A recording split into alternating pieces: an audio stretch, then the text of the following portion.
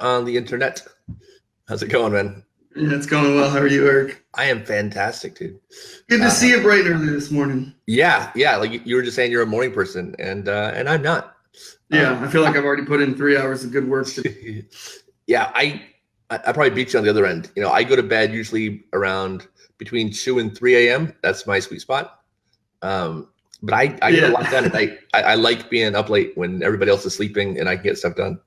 Yeah, I kind of feel the same way when I wake up early. I'm like, well, no one else is working, so or whatever. Yeah, you can get ahead, right? Exactly, that's right. Perfect. So, you've got a lot going on, and it's all really cool stuff. So, can you kind of give me your origin story, kind of where you came from? And, I'll give you the rundown. So I'm from the swimming world. I'm from the competitive swimming landscape. I was a college swimmer. I swam at Old Dominion. I ended up coaching at Old Dominion for several years. I coached a local club swim team. I coached summer league teams. I coached high school teams. I was really inundated on the swimming side. I ran swim lessons. I ran swimming pools. I learned how to fix pool pumps. I did all that stuff too. And throughout this whole entire aquatics-based life that I was living, I never really knew that all these people were drowning, not only in America, but everywhere else. Mm-hmm. So I had a good buddy who gave me a call, who I used to coach with, Sean Anderson, who's USA Swimming's diversity consultant, I think for the last 10 years or so. But he started International Water Safety Day a long time ago. He called me up and he said, "Hey, did you know that hundreds of thousands, maybe even millions of people are drowning every single year?" And I was like, "What?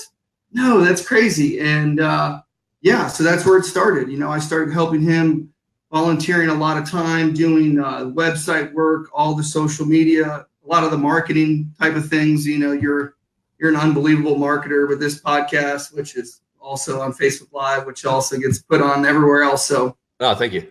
I think you know exactly what I'm talking about. And then, International Water Safety Day just got a little bit bigger and a little bit bigger and a little bit bigger. And so that's one of the main things that we do every single year is run International Water Safety Day. We had so many people communicating with us over the years about the day, asking for more help, looking for funding, looking for donations of life jackets, looking for the opportunity to become certified in lifeguarding or CPR, to become a trainer. And so we kind of realized real quick, the two things that we could help are the awareness, which we do with the day, and the focus on water safety education. And then secondly, we decided to build a fundraiser so that local initiatives, water safety initiatives, could raise money for their own causes, as well as raising money at the same time for a drowning intervention program in a country where child drowning is the leading killer of kids. So our first program is Swim Cambodia with Conrad Foote, who's the main trustee. And they've been setting up the very first drowning intervention learn to swim program in Cambodia, where they're losing 6 kids a day to drowning. With a population that's 25 times less than our population, which is kind of crazy. So they're losing 5 times as many kids as we are, with a population that's 25 times smaller. And obviously there's a lot of reasons for that, right? I mean, there's just so many. We turn a faucet on and we have water. So many people in all these countries have to go fetch their water. They live on the water because that's where the food source is. That's where the water source is. That's how you clean your dishes. That's how you clean your clothes. All those things. So that's we're doing treadathons. You tread water for 2 hours, and you raise a bunch of money and you make a bunch of noise on the internet about what's really going on. Like, people in the swimming community have no idea. When I call coaches up, I don't mean to be blunt, but I just tell them point blank, like, you don't know this, but drowning is the leading killer of children in dozens of countries now. We've fought communicable diseases for decades with a ton of money, specifically malaria, right? I don't know how many malaria nonprofits there are right now selling nets, but I bet you it's dozens. they're bringing in billions of dollars every year, and water safety, which is killing far more people, is bringing in basically nothing, right? I mean, we have Bloomberg that's come in and put a huge chunk of money down, and big props to him for getting the ball rolling. But I don't know where that money is going, other than hopefully the big project in Bangladesh, which is really the first scientifically evidence-based drowning intervention program that kind of finally proves that, yes, swim lessons save lives, right? Which we already know that. Of course, absolutely. I've listened to a bunch of your shows, and the public health nerds, as I like to call them, they always want to talk about the data and stuff like that. But for me, it's like, if you ask anyone in swimming, like, how do you prevent drownings, the answer is like, you teach them to swim. Right. So, there's obviously other things, barriers of protection. You guys do it better than everyone, putting up pool fences and donating pool fences. And that's no different in Cambodia, right? Or Bangladesh, or anywhere where they're trying to corral these children. Mom and dad are working, they're going crazy, the supervision's not there, and all of a sudden you have a 2-year-old walk off, and now they're in the water, and you got 60 seconds and they're dead. So it's a frightening problem. I say on my videos, we're in the infancy of awareness. We're in the infancy of raising funds. This is the beginning, which is crazy because it's 2018 and we're finally just, you have one of the first podcasts about water safety in the whole world. It's mind boggling. Yeah. I mean, maybe the first, actually, which you're right. You're right about that being crazy, because I assumed, even knowing how small this is, that there had to be another one. There had to be something else going on, Yeah, sure. And there's just not. Like, it doesn't exist, I think Rick Kaufman. Rick Kaufman's got one now, and I'm super excited about that. Yep. I just talked to him for a little bit last night, actually. Yeah, he did mine, and then after he did mine, he said, "I can do that." If that, if that dude can do it, then who everybody can. So, there's so many people that need to get the message out. Oh, it's awesome! I'm so excited about him. Yeah, me too. I mean, there's just too many people to talk to, right? Absolutely. So, I mean, you started doing all this from a phone call? Like, literally a buddy called you and said, a lot of people are drowning, and you're like, oh shit, I got to do this. Yeah. Sean was, he was very adamant about it. And obviously the disparity between African-American children and Latinos is drastic, right? Right. So I've learned a ton in regards to, I don't know if you've been to the Diversity in Aquatics Convention. It's in Miami, Florida every year in April. No. So it's not too far from you. Hopefully you can get down this year. Yeah. But you learn a lot of things that you didn't know, right? A lot of the reasons why African Americans in America can't swim is because they were slaves and we used to drown them. It wasn't even 50 years ago. I think the New York Times just did a great piece, and it showed, segregation and race riots being started because of an aquatics director trying to pour acid into a swimming pool, which is where that famous picture came from. These are some of the things when you get to the Diversity in Aquatics Convention where you're like, holy cow. I mean, no wonder 70% just have no experience putting their face in the water whatsoever. And the need is drastic. And it's not just black kids, it's Latino kids, it's white kids. We just do not learn how to swim in America. We think we do, but we don't. I think what's happened is everything's become super privatized for the most part, where swim lessons are too expensive, right? For a vast majority of people in America, how are they supposed to spend $40 or $50 a lesson, and you need 10, 15, 20 lessons to really become semi-comfortable, right? We need to get back to the education systems being the provider of water safety education in a classroom setting. I think that's number one in terms of our goals. That's what International Water Safety Day really is, right? It's one day a year where people all over the world can talk about water safety in a classroom setting. It's literally the first time hundreds of thousands of children will be talked to about water safety. You know, I live in Virginia Beach. We've got 12 rec centers. We have pools. We have hundreds of miles worth of waterways, and we don't teach a lick in school. Zero. Just I think we just had this conversation on your thread yesterday. I was asking maybe not Paul DeMello, but was it his brother? I was asking if there's water safety education in Florida in the public schools, and there isn't. I mean, we're not even taking the kids in Virginia Beach out to the beach to say this is a wave, this is a current, like which way is it going? Right. Talking about this is not rocket science. You know who has the best drowning record? Is Iceland. They almost have 0 people drown. Is it because they only have 350,000 people, or is it because that every single kid in the country has to learn how to swim, and physical education requirements, 30% of all PE courses are swimming from elementary school up to high school, right? And you wonder why they're so good. And they're good at swimming, period, like competitive swimming. They've got some great people for such a small country. But that's what happens when you can get everybody involved, right? So it's just every place is different. Everyone's got a little bit different of an issue. And in America, I think there's zero water. All the water safety education got sucked right out of the school systems. It's gone. And now it's privatized and it's ridiculously expensive.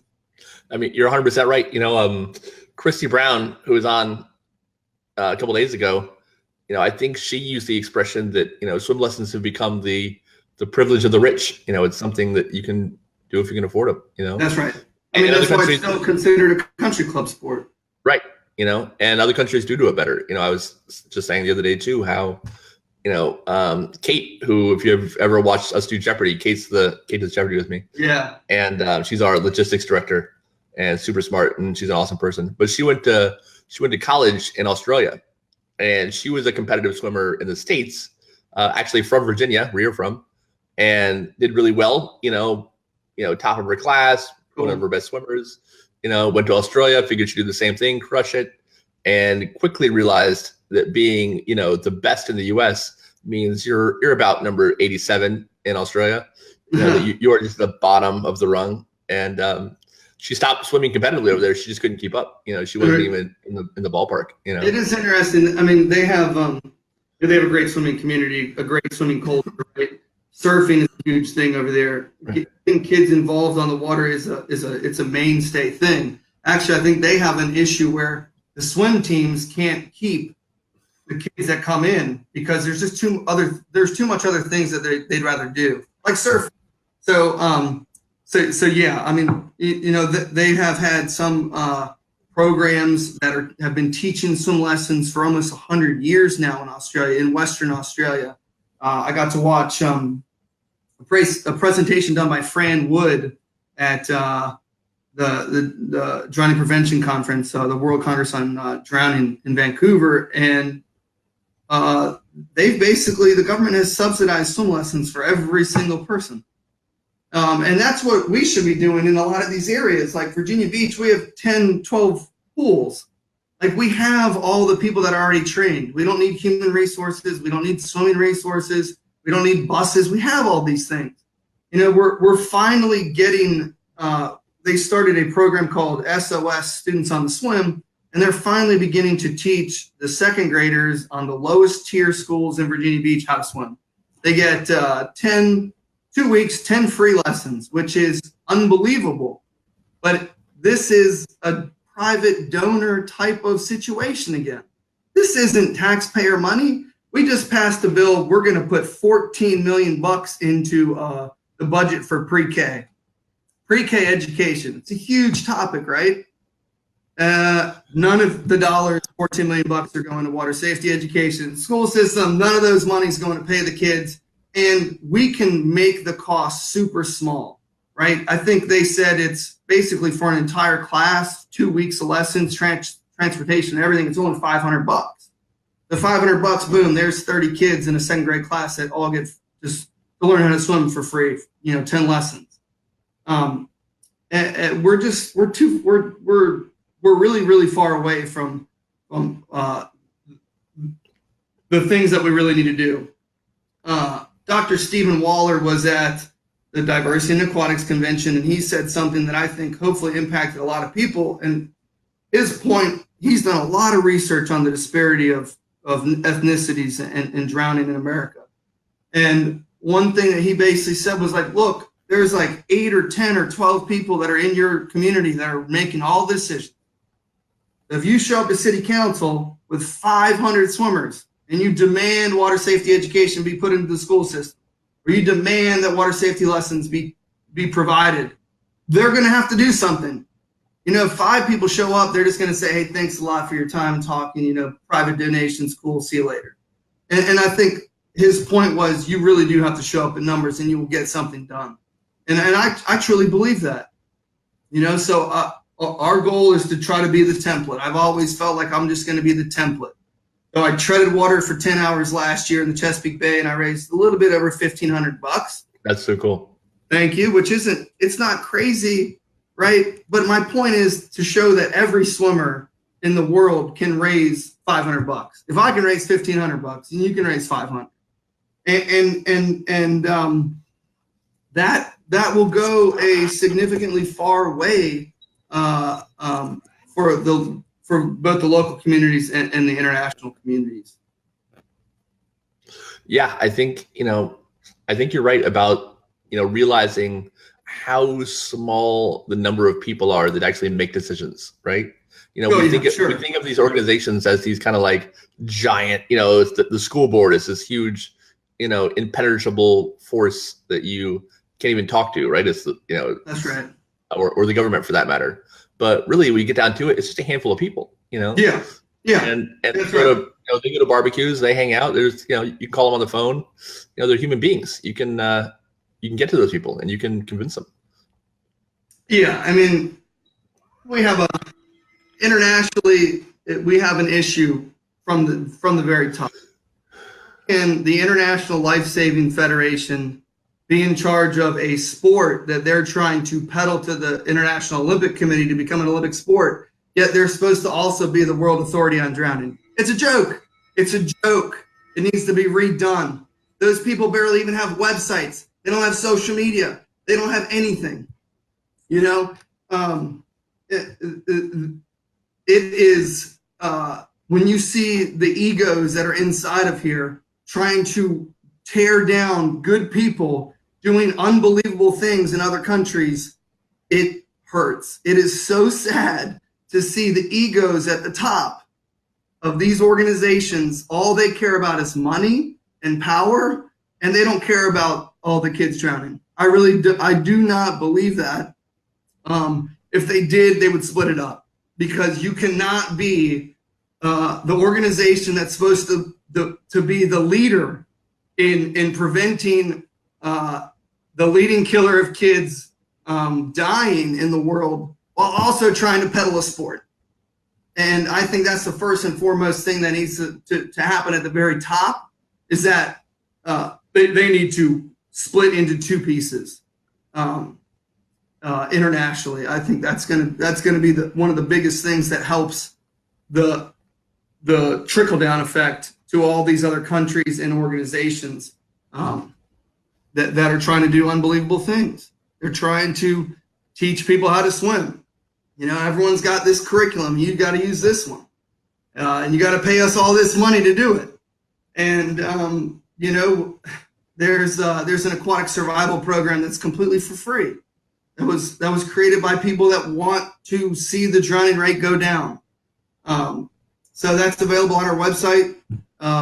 Also, we have got a lot of resources like that. If you are in a foreign country and you just don't have anywhere to turn, you can download the Aquatic Survival Program, and it's really, really, really impressive. And it was made specifically for low and middle income countries.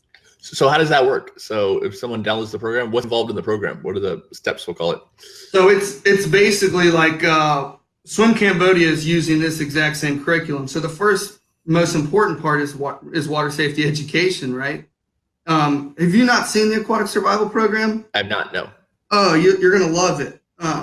If you look up Felix from the Felix Foundation, he's just been doing amazing things in Africa. He's one of the other guys that has just been beat up by the politics and the egos at the top of this organization.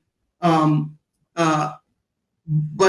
the first thing you get these giant signs, these giant posters, and it's literally the first step in these countries is water safety education, which is ironic because in America, the highest income country of them all, we don't do any of that. But that's the first step when you get into a low and middle income country, right? Like, oh, we got to do water safety first. But no, not in America. So it's almost like we're trying to solve the problem backwards, right? In America, where there's no education, let's just have people go and pay for it. So yeah, and then the Aquatic Survival Program is it's survival swimming lessons, right? It's about floating, it's about treading, and that's kind of like the symbolism of our treadathons is really, you just probably saw the article about the woman who fell off the cruise ship 2 days ago. She lived. Why? Not because she knows how to do butterfly like Michael Phelps, because she knows how to float on her back and relax. And we see the same things over and over again in other countries. There was someone presenting at the drowning prevention conference from China, and they showed a video clip of a woman who'd been in the sea for over 24 hours floating on her back.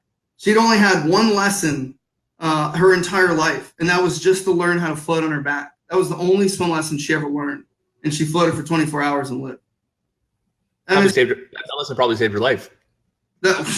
Obviously. Yeah. One little lesson. Mm-hmm. Instead, we have 400-page curriculum, and you got to pay all this money. In these other countries, the Aquatic Survival Program is just amazing, right? There's a lot. We have a lot of issues, but we also have a lot of good people, and we just need to figure it out together. So the program for these other countries, like the Cambodia is using, what age does it start at? That's a great question. So most of the people are, most of them are second graders, first graders, second graders. So 6, 7 years old. Right. Yeah. In terms of learning.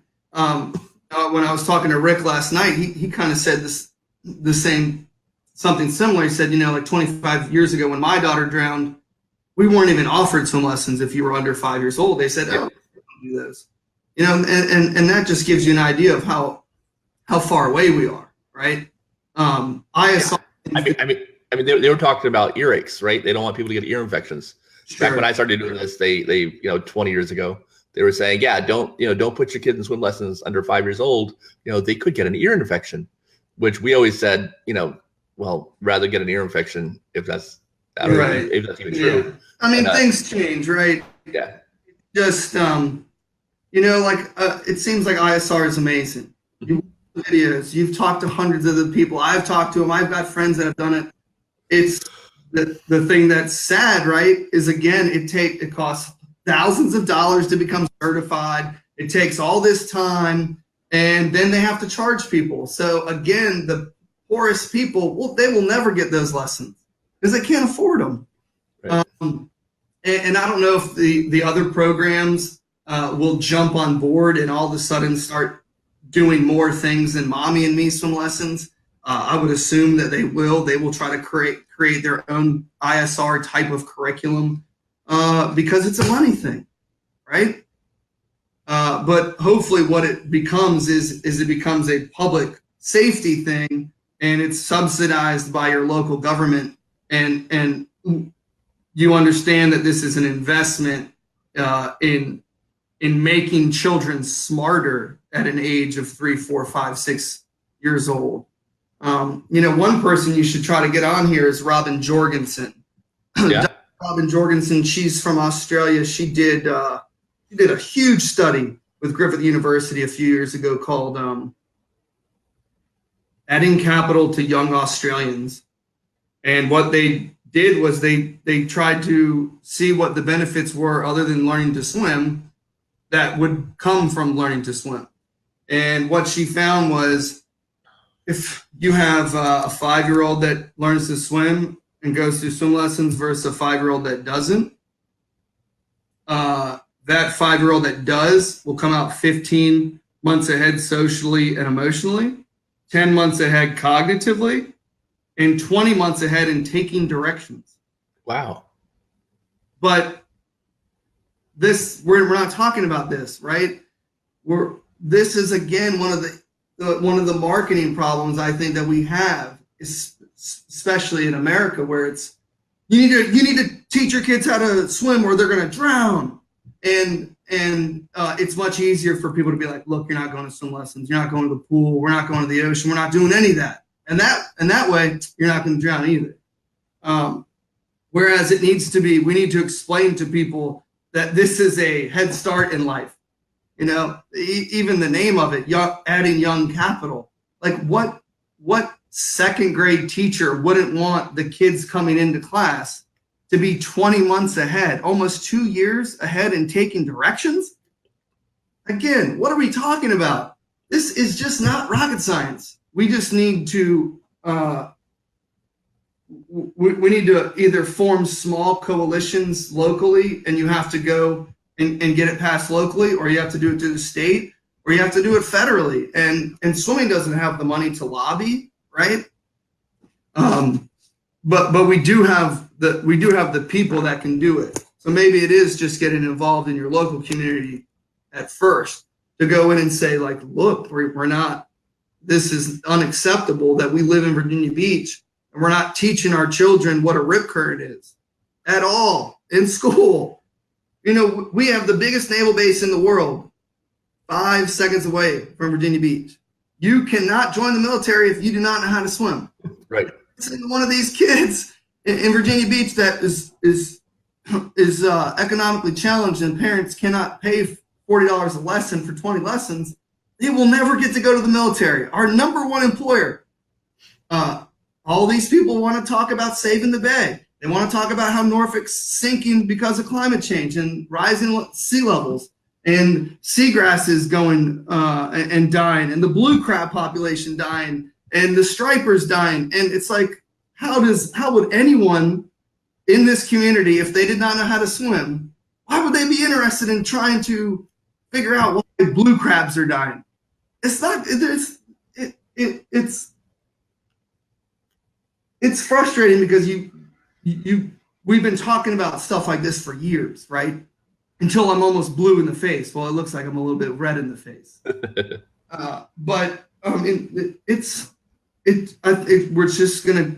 We're getting there. You know, it's things like this podcast where we can get the word out and we can talk about what we're doing. You know, the reason we created the fundraiser was to put money back into the pockets of all these small foundations where a father and a mother lost a baby and now they don't know what to do.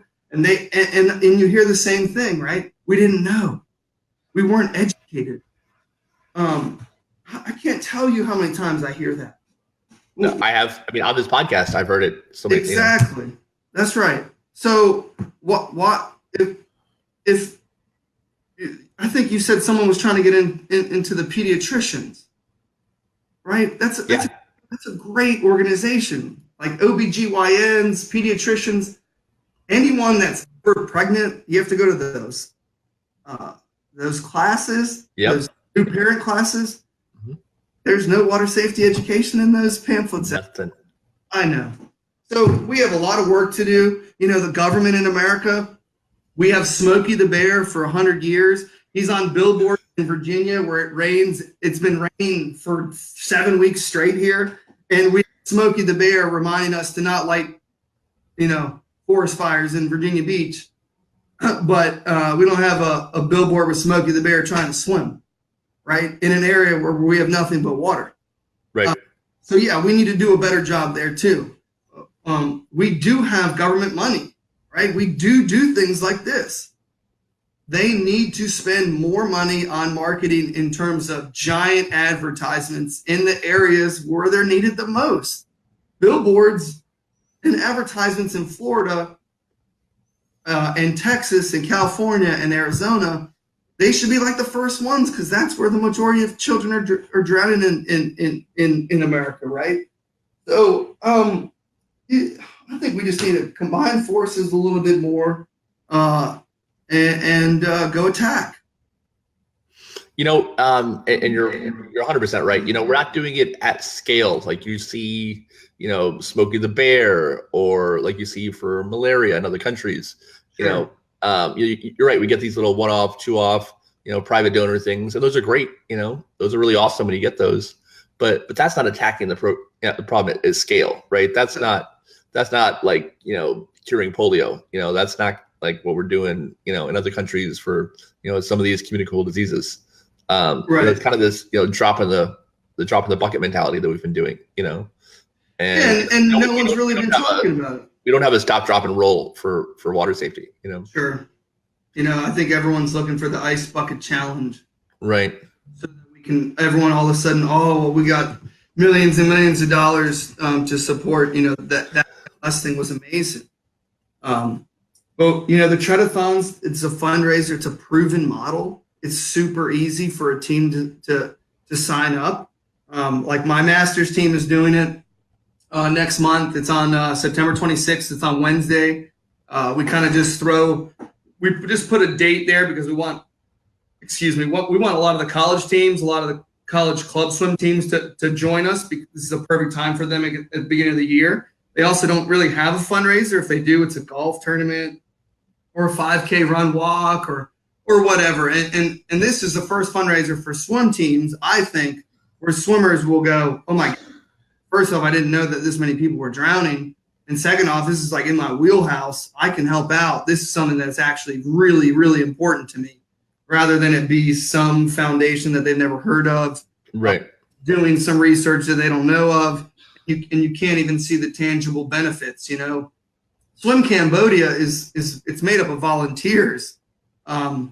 It went from 0 trainers to now they have 6 trainers, and then now we have 21 Cambodian trainers. Wow. And we're going to hopefully double that number this year. And last year's Treadathons raised over 30% of their entire annual budget. And as you know, money goes really far over there. You can teach swim lessons for $1, right? That's pretty amazing. I think some of the information coming out of the Bangladesh program and Swim Vietnam, I think Swim Vietnam, it's as low as like $15 for one kid to go through 20 lessons. It's really impressive, right? You can make a huge impact with just a little bit of money in these countries. Swim Vietnam now has over 100 trainers, swim instructors on staff being paid, making an honest wage, teaching other Vietnamese children how to swim. There are amazing people and organizations out there, and they're not getting any help from the World Authority on Drowning, and that's sad. They're not getting any help from the World Authority on Swimming, and that's also sad. So that's why we built this. We built this for the people. We are one of the people. We're not in it for money. If we were, we'd be really poor by now. We do this because it's a passion. I think you are the same exact way. I don't want to see kids drown. I don't want to see kids not be able to swim. I don't know what I would do with my life if I didn't know how to swim. I don't know how people live without learning how to swim. It must be a miserable life not being able to hang out on 70% of the waterways, 70% of the world. You're not even allowed to have any fun. You got to be nervous all the time. You got to be nervous when you're fishing. You got to be nervous if you're on a boat. You're probably not even going to get on a boat. So it's we've been doing this for a long time now in terms of preaching about water safety and the importance of learning to swim. And that's what we're going to keep doing. We're going to raise money for our local initiatives. We're going to raise money for our global initiatives. And I think we have the ability to become one of these nonprofits that really is just changing hundreds of thousands and millions of people's lives in the long run, because we're doing the right thing by trying to train the trainers in these countries and get them up off the ground and running. But everyone has to be educated first, right? We're so far behind in education. We don't know that learning to swim makes you smarter. But that's what we need to talk about, right? That is what we need to preach. When you're trying to sell swim lessons, that's what you need to be talking about. Being able to not drown is unbelievable. Yeah. But that doesn't get a lot of people moving, right? It doesn't get you flocking to the pool, because if you just stay away from it, it's hard to drown if you never touch the water. I'm pretty deep in this, and I never heard that stat about the 20 months ahead on following instructions, on being more socially developed, being more higher IQ points. And if I didn't know it, then for sure Susie Q mom in Louisiana doesn't know it, right? I mean, that's 100%. Yeah. So and that's what needs to be talked to the school boards, right? Right. They're already making investments in education. We already have paid for the investments in the swimming pools. We already have the human capital. Why are we not funding things that will make our children smarter, safer, and give them opportunities to get into fields that are our main fields here? But you could say the same thing for Florida also. For sure. So Joey Rusnak asks, he has a question. He says, who do you feel should be the lead on this issue? The government, aquatic professionals, fire and emergency services? It's public education. Yeah. That's what I think. So state government? Yeah. I mean, I don't know if we'll ever pass a federal law that says everyone's got to learn to swim, right? But could you pass one in your city of Virginia Beach that's important? Yeah, I think that's where I want to head in my local community. Like I said, I feel like we've been doing it. We've been the poster child. We're trying to create the template. I tread it by myself. Now we're going to tread with our team, right? We're going to get more people this year. We're going to tread. Half our money is going to go to the swim programs that need the donations, that are actually teaching the children in Virginia Beach how to swim. So each of those two programs will get 25% of the money that our teams takes in, and then we'll still have 50% going to the foundation that will help Cambodia, and hopefully we'll be able to vet and get other programs, because there's so many great people out there. Dan Graham and everything that they've done with Nile swimmers out in South Sudan is unbelievable. Swim Vietnam, Hugh Help, Bloom, We Bloom, all these organizations in Vietnam. There's guys, Swimdo in Indonesia that need help.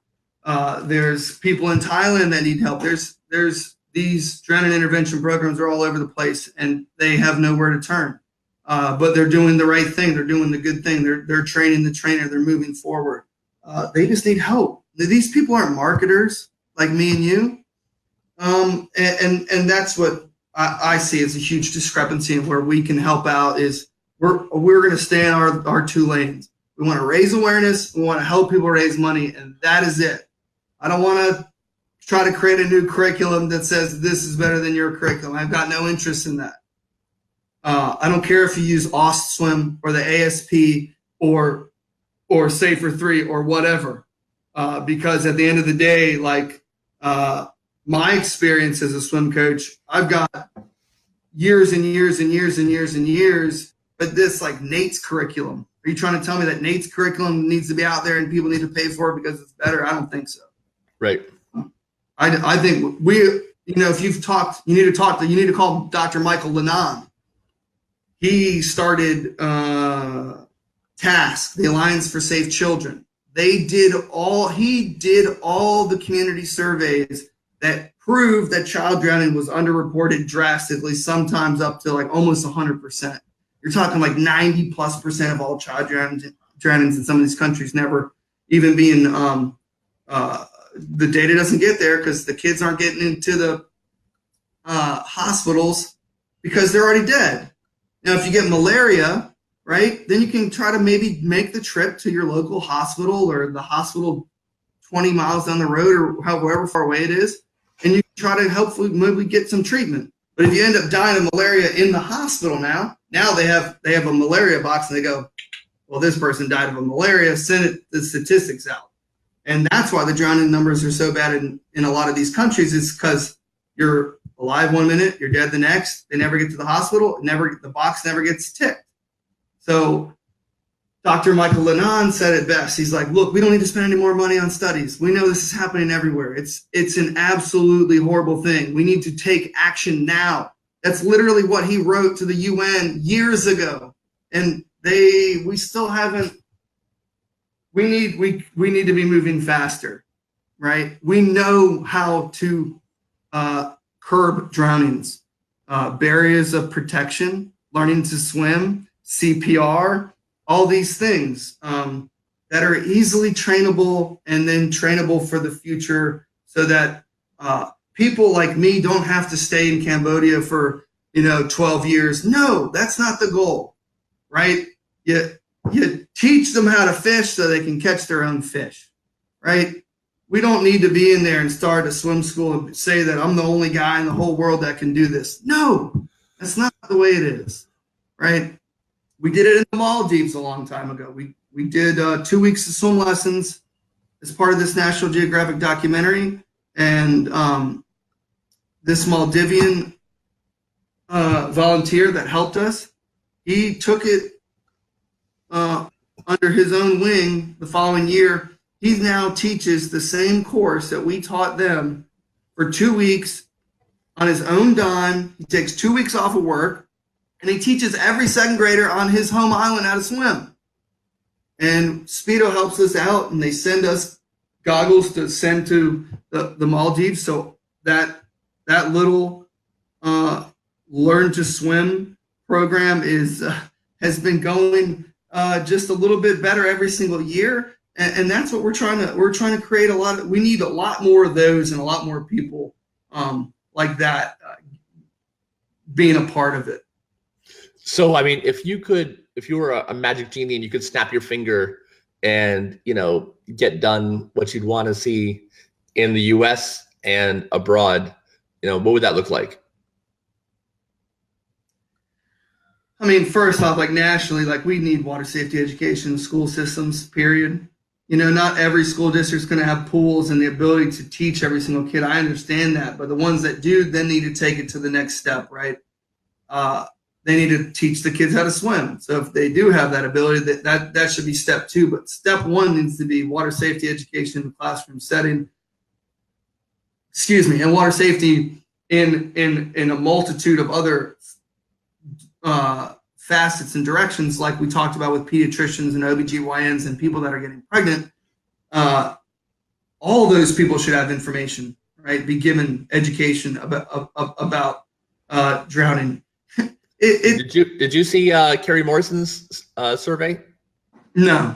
Carrie Morrison with Live Like Jake put out this survey, and she got hundreds of respondents, and essentially was asking parents, did your pediatrician tell you about water safety? Did they warn you about drowning prevention? Did they warn you about the most likely cause of death for your kid? Right, that's right. That's exactly right. That's what's so crazy, right? Right. And you ready for this? Only 15% said yes. So 85% of doctors aren't telling parents, who are not doctors, pediatricians, because that's important. Pediatricians aren't instructing their patients on water safety. And most of her respondents are in Florida, because she's in Florida. So, you got to imagine if it's that bad, because she had a national response, but, a good chunk, we'll say, a good percentage were in Florida. So, if she'd been in Indiana, I can't even imagine what that number would be, Yeah. I mean, that is point taken right there, right? Yeah. And then internationally, we a lot of these places, they don't have an ability to get trained. We have people calling us from Botswana saying, well, we can't get trained as a lifeguard or a lifeguard instructor in Botswana. We have to travel outside the country to go get a certification, which is, that's an issue. We have to think of ways, instead of everyone wants to go over there and help out, and that's great and wonderful. It's just not cost effective, right? It's just not. But perhaps it's more cost effective, like Darlene Haskins. She actually just paid the money to bring Jimmy from Uganda over, and now he stays at her house for free. He eats for free. All you have to really do is buy the flight. All the instruction and the training is free. Now this young man is going to go back with a skill set to Uganda that almost nobody else has. He can start a business. He can start a nonprofit. He can work with the government. He can work with hotels that have swimming pools. He has the ability now to find the right path to turn his skill set into something that he can provide to everybody, which is so exciting, which is something that no one's really done before, right? Flip the whole script. Let's bring him over here, keep the cost down. We'll educate them, and then they can go back and get to work doing their own thing. So there's a lot of different things that we still need to look at. Every country's different. It is a super difficult, multifaceted issue everywhere, and it's tough. It's going to be tough, but I think we know how to do it, and that's because we do know how to teach CPR and swim lessons. That's what we need to do. So what do you have going on? I know you've got the Treadathon coming up with your master's team. What other events, initiatives, stuff do you and your organization have going on coming up soon? So we are doing a Treadathon on September 26th. It's on Wednesday. We chose that day because last year when we did it with college swim teams, it worked out really well. I was a college coach, so I understood, like at the beginning of the season, it's okay to skip a practice. The kids were probably beat up anyways. So Wednesday in the afternoon, it's a perfect time for the college teams to get in because they're already at swim practice. Instead of now they're treading, right? So you're essentially trading a swim practice for a treading practice. But that doesn't mean you can't join. Any swim team can join. Any organization can join as long as they can set up a little pool time. Obviously make sure you have lifeguards on duty. And it's really simple on our website. So you would create a team, like the Lifesaver Pool Fence team, and then all your employees or people that are coming to tread with you, they just sign up underneath your team. Now they have a profile to send out and say, hey, did you guys know all these people are drowning? Like, we're raising money for this and this and this. And so, we'd love to get as many teams on board as we can, raising money on Wednesday, September 26th. If you can't do it on that day, that's fine. Pick a day, any day, it doesn't matter.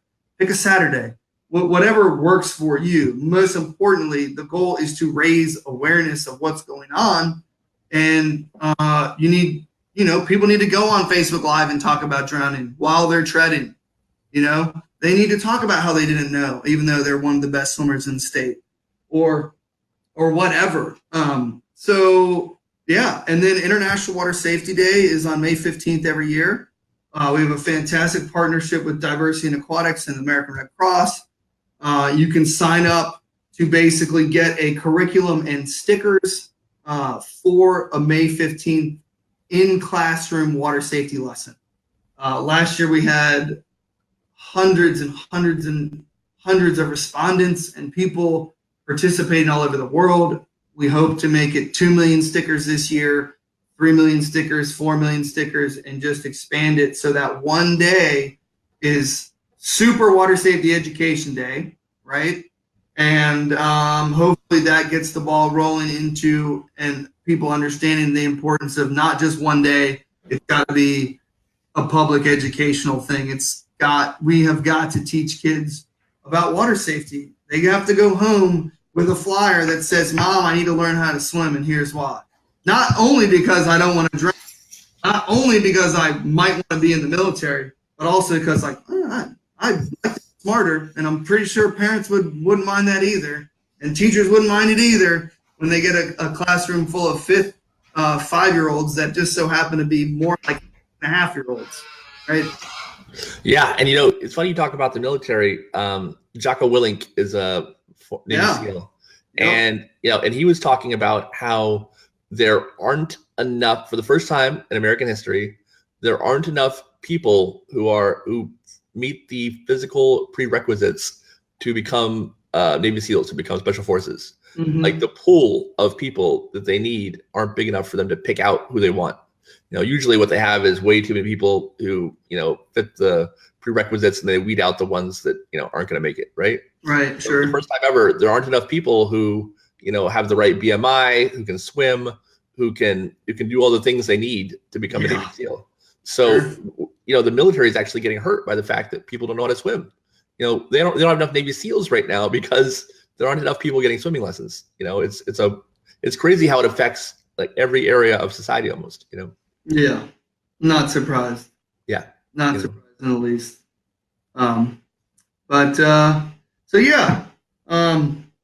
Thanks for having me on. I really appreciate the time. I like to scream and shout, as I like to tell people. I can get pretty excited and heated up and passionate, and I think that's all good. We need to move forward together, and set the egos aside, because this is about saving lives. It's not about making money. So what is your website? DrowningAwareness.org. Okay. If you want to sign up for the Treadathon next month, go to raisedrowningawareness.org, and you can click Become a Fundraiser, and it takes 2 seconds. You'll create your own profile. It'll ask you if you want to create a team. If you do, then create your team, and then just share your team page, and all your friends can join you underneath your team page, and then you can kind of keep track of who's raising the most money for your team, which is always competition's always healthy, right? I enjoy competition very much. That's right. So, and that money, where does that money go to specifically? I know some goes to swim lessons. Yeah, so half the money goes to that swim team, whatever it may be. Like our masters team, we're just giving our money away. But the other 50% goes to the International Water Safety Foundation to run the foundation. But most of what we do is essentially we're raising money for Swim Cambodia. I think last year through Treading, we funded over 30% of their annual budget last year, and we funded 30% of the annual budget this year. So in actuality, we raised almost 2/3 of the annual budget in one day, one treadathon last year with a bunch of college teams. They basically funded all those Cambodians to become trainers, 15 of them, which was really astounding. That's super cool. It's really exciting to watch it scale. We provide all the annual reports from Swim Cambodia and Conrad Foote. We want to be open as possible. We want people to see where their money's going, right? We want you to see that we're training Cambodians and they're learning how to swim, and they're passing on CPR skills and these sorts of things. And we want to get into other countries. There's a huge need, like I said, like the money goes really far, right? Someone like Dan Graham and Nile Swimmers, if they had a donation of $4,000, that would pay the annual salary of a woman who has a college degree for an entire 12 months to run the program. That people say like, oh, well, where's my money going to? Well, is it $4,000 going to swim lessons, or is it $4,000 going to the salary of the lady that's running the swim lessons, that's getting the swim lessons to happen, right? So, me and you as business owners, we understand that you need that money to get the things running, and that's not always exactly what people want to hear. But the amount of efficiency and things that you can do when you could just take $4,000 and spend it on this full-time employee is just unbelievable. The amount of output that you'll get, 40 hours a week. Whew, what are we talking about? There's just so many man hours. It's exciting. So we want to expand and grow and try to, then people can choose, like, do you want your money to go to Swim Cambodia, or do you want your money to go to Nile Swimmers, or what? And it's exciting. So real quick, talk about Swim Nerds and your pace clocks. Okay, sure. So that's like my day job. Right. it's been so busy. It's taken a lot of time away from me to volunteer more hours to the foundation. But we manufacture digital pace clocks for swimming pools and aquatic facilities and swim teams all over the world. It's swimpractice.com. We made them extremely affordable. They're Bluetooth programmable. It comes with a mobile app. So we've basically just taken, we in our business, on the business side, we want to save swim teams money, and we want to pay swim coaches more money because we know what it's like being a poor swim coach and how difficult it is and the amount of time that these people are putting in. And they are also the people that are the folks that can help the foundation out, right? Because they have a swim team, they have a swim practice, they need to fundraise. They're probably already a nonprofit. They already know how to tread water. They don't know this is happening, right? I try to keep them separate as much as I can because I don't want people thinking like, right. Oh, this guy's making money on every angle. It's not. I've made a dime. I've spent thousands of dollars on this nonprofit. I want to save lives. That's what I'm here for. Business is business. Nonprofit is nonprofit. And I think some people don't understand the difference between the two, right? A nonprofit is a business, but it's not a business where you should be making $1 million a year. Right. Nonprofit's about, right? So, yeah, my business is clocks. If you need a clock, go to swimpractice.com or shoot me an email at nate@swimnerd.com. They are extremely affordable and extremely useful. So that's my plug for Swim Nerd. Beautiful. All right. Anything else you want people to know before we wrap this up, man? Don't be scared to go on Facebook Live and talk about the importance of water safety and what is going on in the world, right? That's why we named the website drowningAwareness.org. We want these swim teams to sign up and tread water. We want them to talk about it. They don't know if they don't know and they're these elite swimmers, how are any of their friends or family going to know? Right. Every single one of us has friends and family that are having babies. Nieces, nephews, or friends. I feel like my life at 34 years old, I'm just babysitting. Yeah. And people are calling me and asking me more now than ever.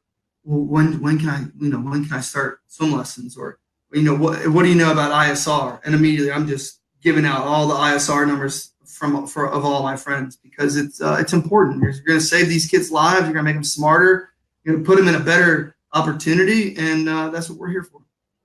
That's awesome, man. Well, hey, thank you so much. This is good to see you. It's been awesome. Congratulations on everything that you guys are doing. It's huge. I love podcasts. I listen to them from the minute I get up to the minute I go to sleep because I think it's just so much great free information, and it gets out there on all these different platforms. We have all these comments, and that's really, really cool. And hopefully this will be shared over and over and over again, and people can start a good conversation. I think it will, and I think you will see a lot of people sharing it. So that's awesome, man. Well, I appreciate it. I appreciate you. Yeah, I appreciate the time. I appreciate everything you're doing. And if we can do anything for you, just let me know. Sounds good. All right, man. There it is. Swimming saves lives, baby. All right, man. Take it easy, guy. All right. Have a good day, everyone. Take it easy. We'll see you on